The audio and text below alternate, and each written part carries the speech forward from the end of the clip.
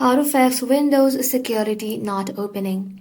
Hello everybody and welcome back to our channel. So let's get started without any further ado. For that, in the search bar, go ahead and search for Windows PowerShell. So go ahead and search for it. And once you search for it, go ahead and tap on Run as Administrator. So once you're inside here, you simply want to go ahead and type in the thing that I have pasted right over here. So go ahead and type it in. Once you do that, simply press enter. And once you press enter, head back to your home screen.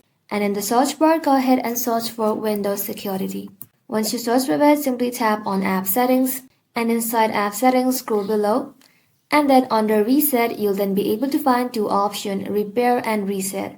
First of all, you want to go ahead and simply press Repair. And after some time, tap on Reset.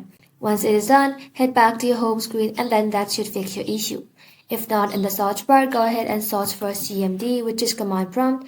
Right click onto it and then tap on Run as Administrator. Once you're inside here, you simply want to go ahead and type in sfc /scan now. Once you do that, press enter and it's gonna scan everything that's in your PC, and if there's any damage, it will automatically repair it. Once done, it will definitely fix your issue. That ends the video, guys. Thank you all for watching the video till the very end and stay tuned until our next upload.